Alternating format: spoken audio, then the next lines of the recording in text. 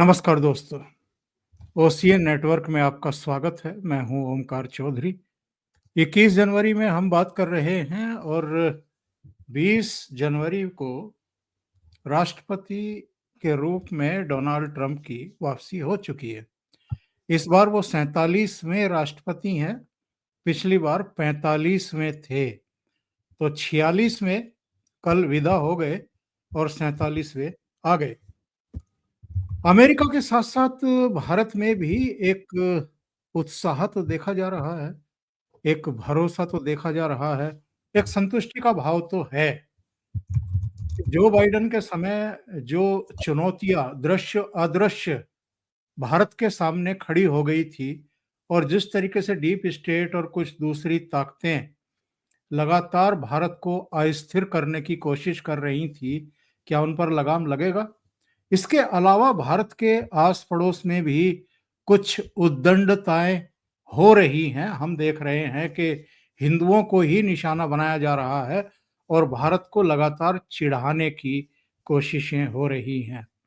मेरे साथ जुड़ रहे हैं आदि अचिंत साहब, किसी परिचय के मोहताज नहीं हैं, जियोपॉलिटिकल मामलों के विशेषज्ञ हैं, मेरे प्रोग्राम में भी जुड़ चुके हैं और आप उनके अपने चैनल पर भी देखते रहे हैं और दूसरे चैनलों पर भी।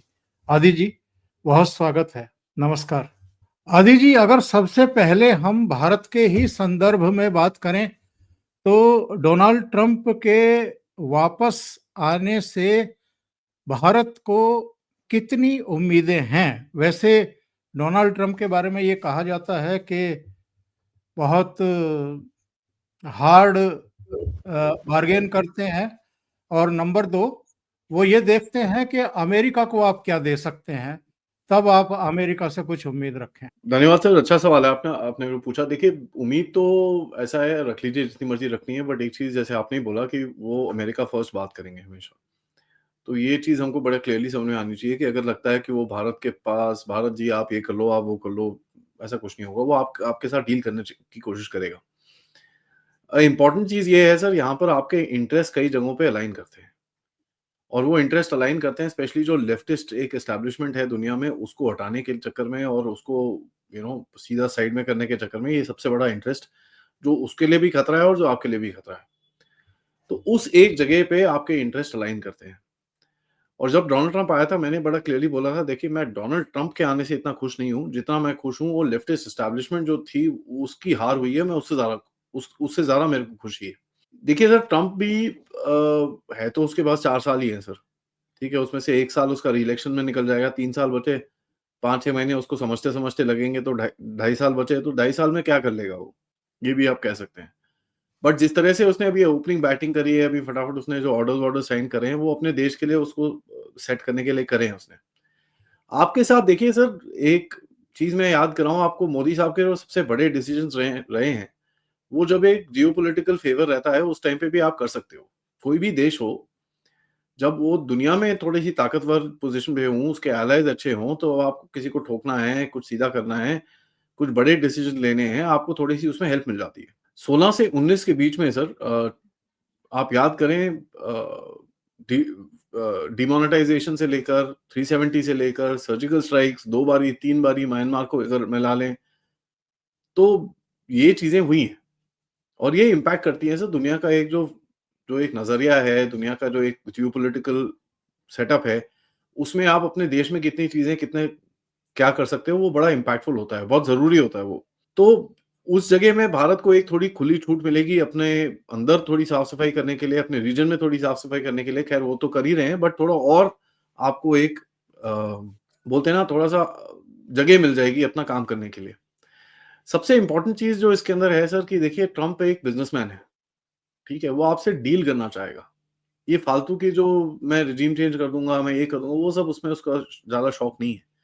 अनलेस एंड अंटिल कोई somebody really gets on his wrong side, कोई गलत साइड पे चले जाए, फिर वो ऑब्वियसली करेगा वो, but otherwise he is not interested कि आपकी प्रोटेस्ट क्यों करा देता हूँ मैं, यहाँ पर मैं ये करा देता हूँ, यहाँ पर मैं वो सब में उसका इतना इंटरेस्ट नहीं है। तो आप उसी के संदर्भ में देख रहे हैं कि जितनी बड़ी-बड़ी लेफ्टिस्ट ऑर्गनाइज़ेशंस हैं, हिंडनबर्ग, वॉशिंगटन पोस्ट, इन सब की हालत खराब हो रखी है। हिंडनबर्ग तो खैर बंद बंद ही होके चले गया। तो ये आपको दिखेगा क्योंकि लेफ्टिस्ट एस्टैब्लिशमेंट को ये समझ में आएगा कि यार ये जो गेम चल रहा था जब तक, जो अभी तक हम लोग कर रहे थे, वो कर नहीं पाएँगे। तो उसके बाद 2 ऑप्शन है, या तो वो इनके साथ मिल जाएँ या फिर वो हाइबरनेट करें। हाइबरनेट मतलब अगर वो बस एक जगह जाके अपने आप को छुपा लें 4 साल, 5 साल, देखते हैं कितना होता है, 4-8 साल जो भी है। हाइबरनेट करके वो अपने आप को एक जगह पे साइड पे, अपने आप की रेलेवेंस नहीं खोना चाहते, बट अपने आप को बचाना चाहते हैं।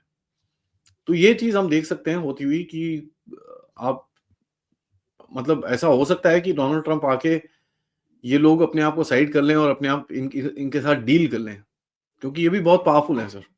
है तो, जो डीप स्टेट के एलिमेंट्स हैं वो भी बहुत पावरफुल हैं, उनके पास भी बहुत दम है। तो डीलिंग भी होगी, थोड़े से काटे भी जाएँगे, थोड़े से साइड भी होंगे।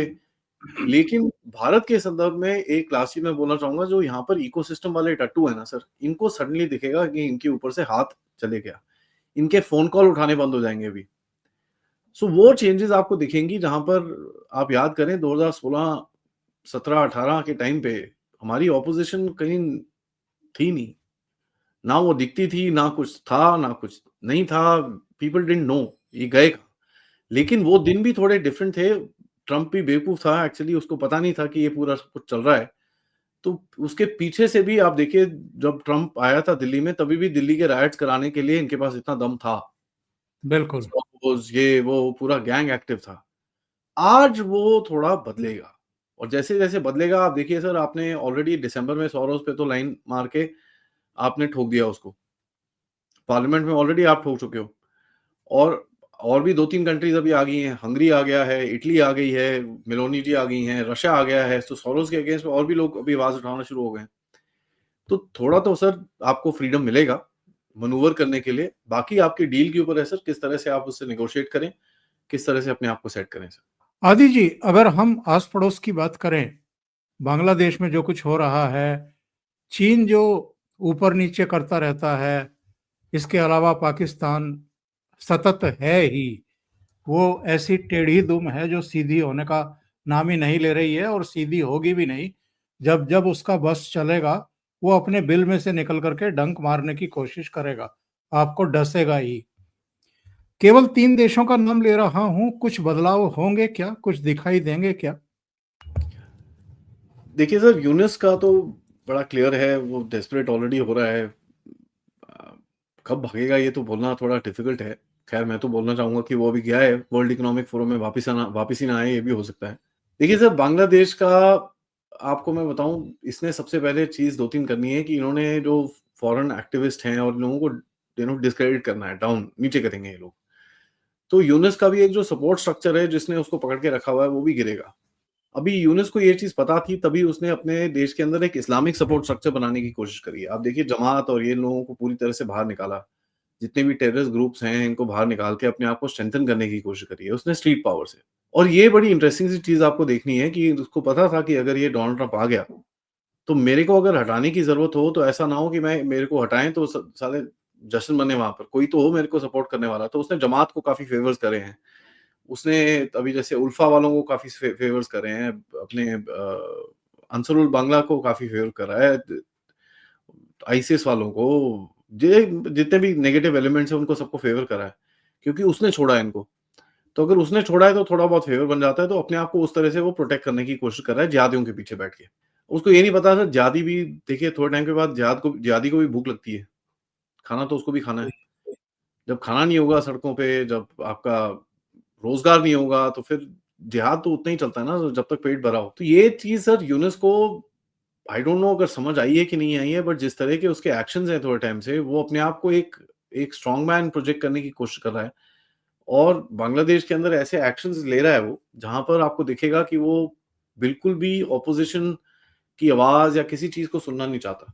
तो उसने यहाँ तक कि 2 तारीख को एक नोटिफ़िकेशन निकाला स्टूडेंट्स के लिए, कॉलेजेस और स्कूल्स के स्टूडेंट्स के लिए, भैया आप गवर्नमेंट को क्रिटिसाइज़ नहीं कर सकते।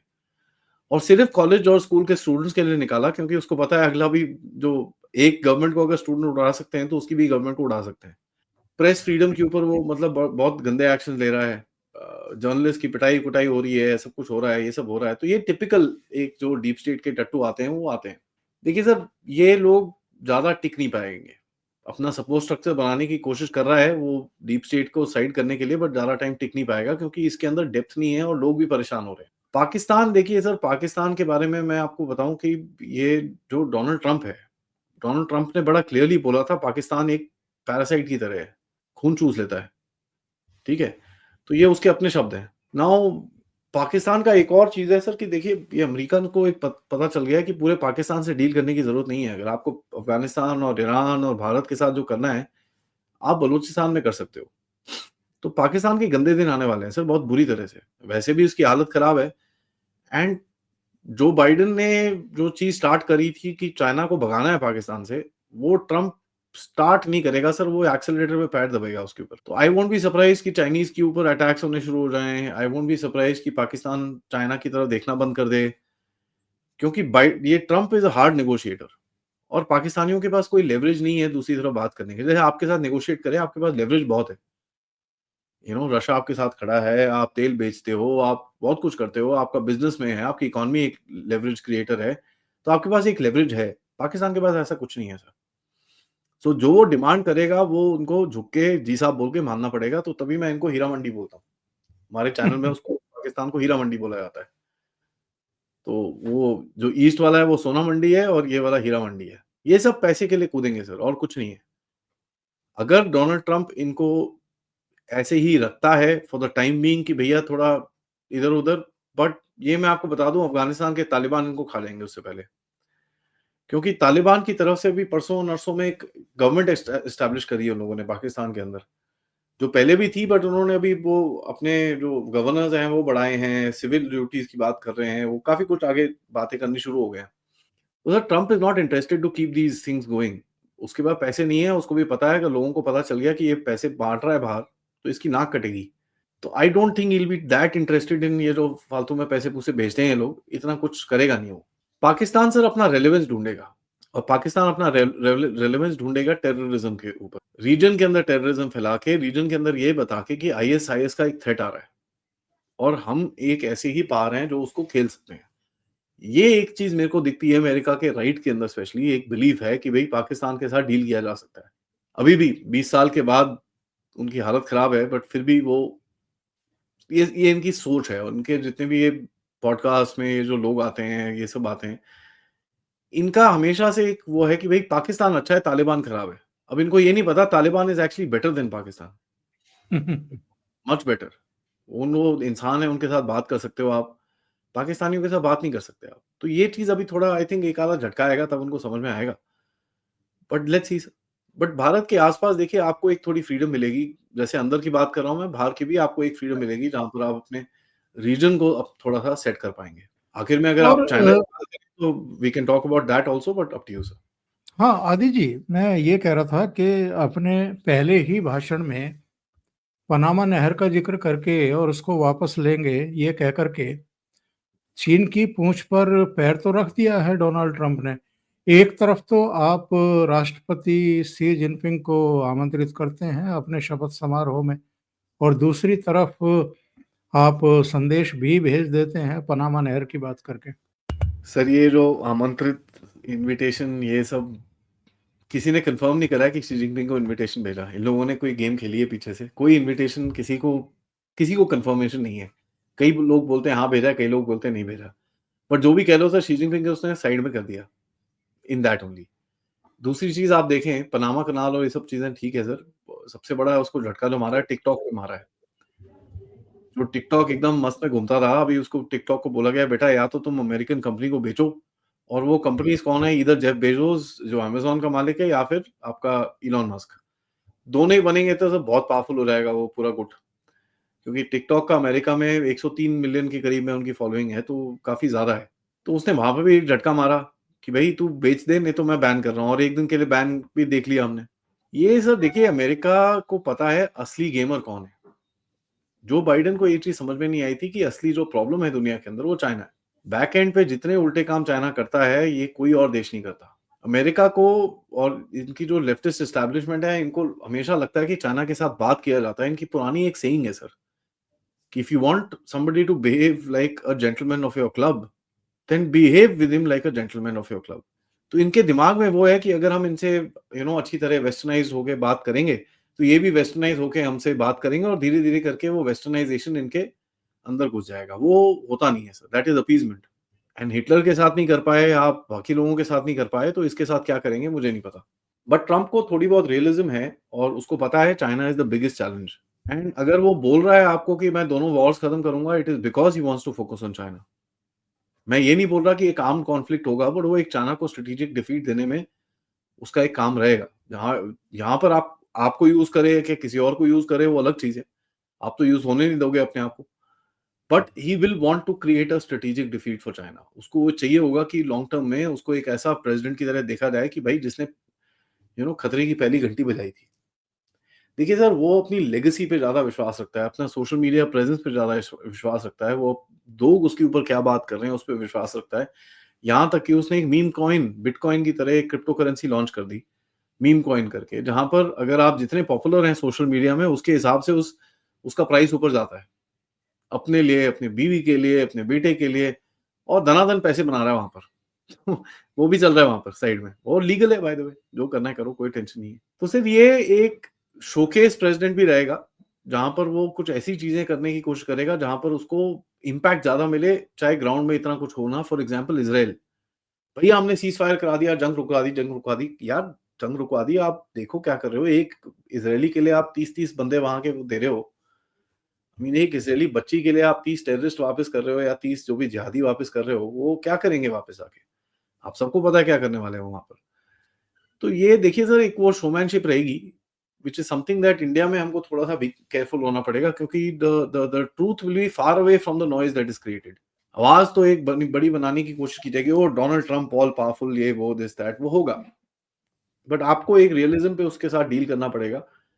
And sir, the guy is a businessman, at the end of it वो उसको फ़ायदा दिखेगा, वो पक्का करेगा। उसके बाद then he will be with you.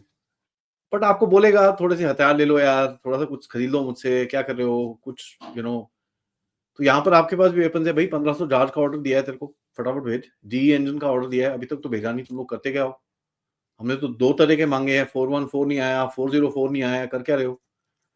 Apache helicopter माँगे आप, डिले करते हो, तो आपके पास भी कुछ जवाब हैं उसके लिए। हैविंग सेड दैट, आपको कुछ तो लेना पड़ेगा, तो मेरी रिकमेंडेशन हमेशा रही है कि अमेरिका के जो हेवी मिलिट्री एयरक्राफ्ट हैं, स्ट्रेटेजिक लिफ्ट एयरक्राफ्ट हैं, सी-17 टाइप्स, वो लेने चाहिए आपको। They are good aircraft, they are very good. सी-130s ले लीजिए, ये ले लीजिए।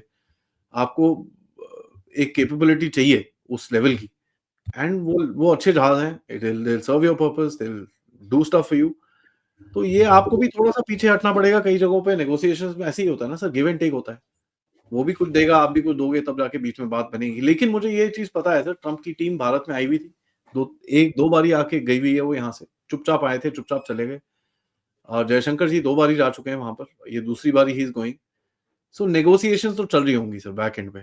दो जो अगर जयशंकर जी को कल एकदम फ्रंट में बिठाया है, तो ऑब्वियसली आप देख लीजिए सर, कुछ तो है ना। He is sitting right in the front. इनसे मतलब आगे कोई किसी की सीट नहीं थी। सो एक वो दिखता है सर, अब भारत को इग्नोर करना मुश्किल है। It's not easy to ignore a country like India. ये साल के एंड तक आप 5 ट्रिलियन पहुँच जाओगे सर, उसके बाद दुनिया आपको नहीं इग्नोर कर पाएगी। ये साल प्रोबब्ली नेक्स्ट ईयर मिड तक। It's difficult. आप अगर आपको साइड में बिठा दें, वो नहीं कर सकते आप।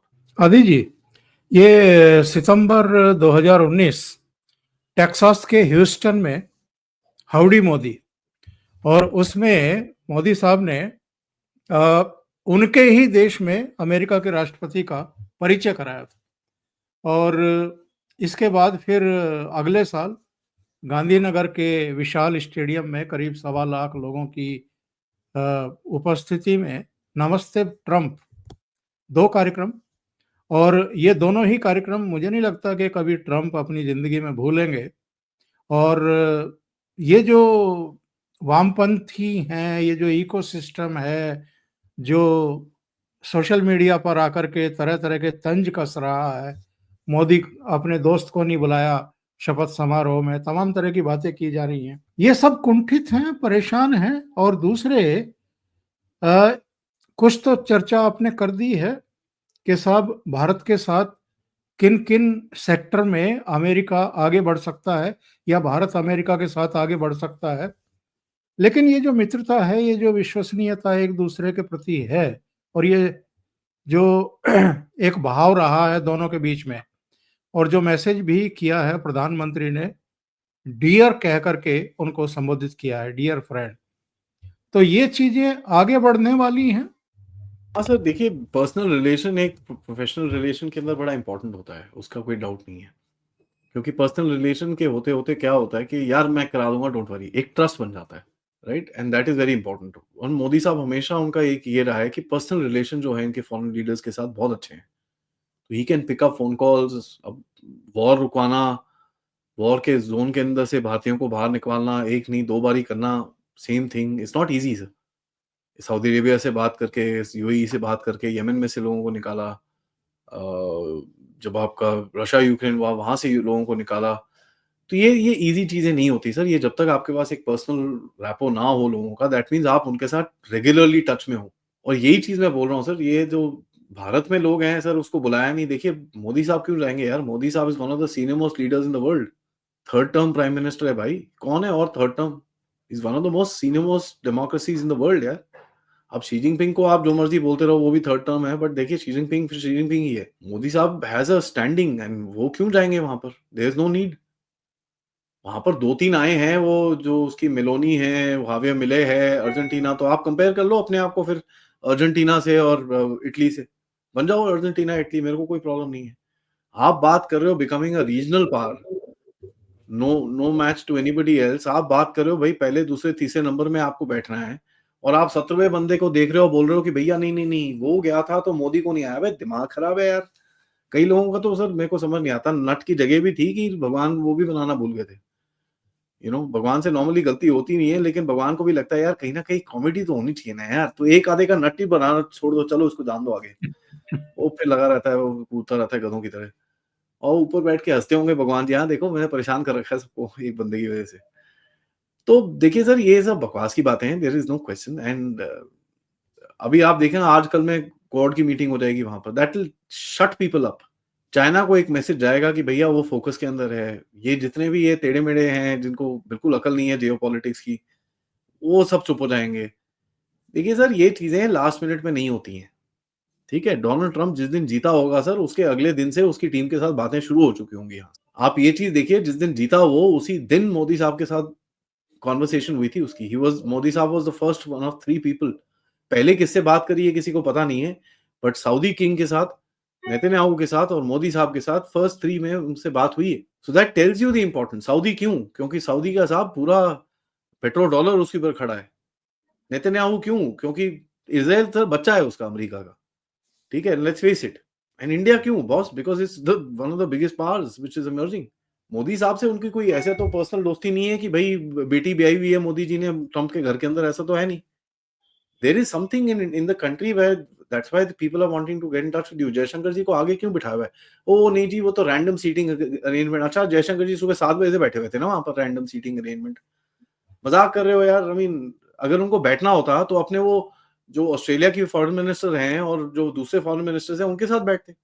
ऑस्ट्रेलिया की और जापान के फॉरेन मिनिस्टर पीछे बैठे हैं। भारत का एकदम सामने, फर्स्ट चेयर। उसने 1-2 डायलॉग मारे थे भारत के बारे में कि मैं भारत पे ये करूँगा, वो करूँगा, टैरिफ-टूरिफ लगाऊँगा। उसके बाद जयशंकर जी का यहाँ से बड़ा क्लियर स्टेटमेंट गया था, भैया I will not be pushed down. आप जितना मर्ज़ी, जो मर्ज़ी बोल लो, हम लोग नहीं झुकने वाले। उसके बाद से दोबारा उसने भारत का नाम नहीं लिया। ही आल्सो नोज़, उसके मैसेज चले गया होगा, यार don't do this. Indians are not happy with all this. तो उसने नहीं लिया दोबारा नाम। ये चीज़ हमको समझनी चाहिए sir. People are very pessimistic about our own country. We are a power. हमारे अंदर 50 करोड़ मिस्टेक्स होंगी। But size matters, population matters, armed forces matters, economy matters. ये चीज़ें बहुत इम्पोर्टेंट होती हैं। एंड धीरे-धीरे करके सर मैन्युफैक्चरिंग के कैपेबिलिटी में आप बढ़ रहे हो, हर चीज़ में आप बढ़ रहे हो। There is no place that you are not growing. वो दुनिया को दिखता है सर, चढ़ते हुए सूरज को हर कोई नमस्कार करता है। ये तो आई मीन पता ही होना चाहिए। आखिर में सर देखिए, भारत के अंदर ना एक तबका है, कई तो बोलते हैं भैया I am at war with the state only.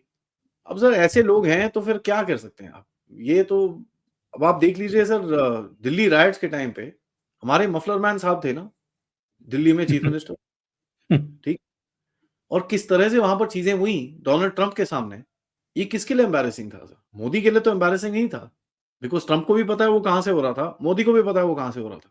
और आज जब चीज़ें बाहर निकल रही हैं, लोगों को इनको शक्ल दिखाने की कैपेबिलिटी नहीं है। मैं तो मतलब थोड़ा-सा अपसेट हूँ बीजेपी से, थोड़ा हाथ-पैर तोड़ के इनको दिल्ली में घुसना चाहिए था, ताकि एक सबक सिखाया जाए एक डीप स्टेट के टट्टू को कि बेटा तेरी तेरी औकात नहीं है, तो छोड़ दे। जा अपना वहाँ पे से एक जो नोएडा में रहता था वहीं जाके रह ले, तेरा काम हो गया खत्म। तो समव्हेयर हमको भी एक हार्ड स्टेटमेंट्स की तैयारी करनी पड़ेगी, हार्ड हार्ड एक्शंस की तैयारी करनी पड़ेगी। है, नहीं है, ये तो सर गवर्नमेंट ही बता सकती है, बट कुछ चीज़ें हो रही हैं जिससे देख के ऐसा लगता है कि भई they are not backing down. ये अब पीठें तोड़ने के लिए तैयार हैं। कैसे, कहाँ, किसकी, ये टाइम ही बताएगा सर। और जब वो वोक्स की बातें कर रहे थे, वोकेइज्म की बात कर रहे थे, बेशर्म लोगों की बात कर रहे थे, सबसे ज़्यादा तालियाँ पीछे खड़े हुए एलन मस्क बजा रहे थे। देखिए सर, ऐसा है जितने भी बिज़नेस वाले हैं इनको पता है ये वोकिज़्म से पैसे नहीं बनते। और जो नया स्ट्रक्चर आ रहा है डीप स्टेट का which is the new money, जिनके पास नए-नए पैसे आए हैं, अपने दिमाग से बनाए हैं, अपने स्टार्टअप से बनाए हैं, अपनी चीज़ों को खड़ा करा है। ये जो नए वाले लोग हैं sir, these guys know that, इनका एक सेइंग है sir, go woke and go broke. तो उनको पता है। और इलॉन मस्क का देखिए सर, उसका एक बच्चे को मार दिया था। मार क्या दिया था? यस। वो मर गया था बेचारा बिकॉज़ ऑफ जेंडर सर्जरी और समथिंग लाइक दैट। तो उसको पता है sir what is the impact on the ground. उसका एक बच्चा चले गया, खैर उसके बाद 12-13 बच्चे हैं, बट बच्चा तो बच्चा ही होता है ना सर। एक बच्चे की डेथ हो गई उसके एंड उसके उसके अपने सिग्नेचर्स के चक्कर में डेथ हो गई, तो उसको पता है sir what is the scourge of this wokeism. ये जो LGBTQRSTXVWYZ AB डेल्टा पापा H1B C ता पता नहीं क्या-क्या लिख देते हैं वो लोग। एक्चुअल डेफिनिशन उसकी है 2SLGBTQ1++A। अब ये कहाँ से आया? भाई थर्ड जेंडर हमको भी पता है, हम भी रिकॉग्नाइज़ करते हैं थर्ड जेंडर को। हम तो हमारे तो पुराणों में लिखा हुआ है, हमारे तो वेदों में लिखा हुआ है थर्ड जेंडर के बारे में। हम रिकॉग्नाइज़ करते हैं, बट इसका मतलब ये नहीं है कि we don't treat them as subhumans और anything like that. They are people whatever they are. But यहाँ तो सर सिर पे चढ़ा के बिठा लो सबको, और जो नॉर्मल बच्चे हैं उनके भी भैया आप तुम सबको ही ट्रांस बना दो, एक काम करो तो फिर क्या है? तो ये एक एजेंडा था जो उसने तोड़ा है, एंड ये भारत में भी फैला हुआ है सर। आप देखिए कॉर्पोरेट में से ईमेल्स आती हैं, नीचे लिखा होता है he, she, he, him. I mean ये बेवकूफ़ी है। बट ख़ैर एक चीज़ मुझे इसमें थोड़ा अच्छा लगता है कि भारत को ना अमेरिका को कॉपी करने का बड़ा शौक है। तो हुँ, आई होप दैट ये भी कॉपी करें लोग कि भई जिस तरह से वोक एजेंडा को खिड़की के बाहर फेंका है, भारत में भी यही चीज़ होनी चाहिए। यहाँ तो मर जा मोदी जैसे नारे लगते हैं सब।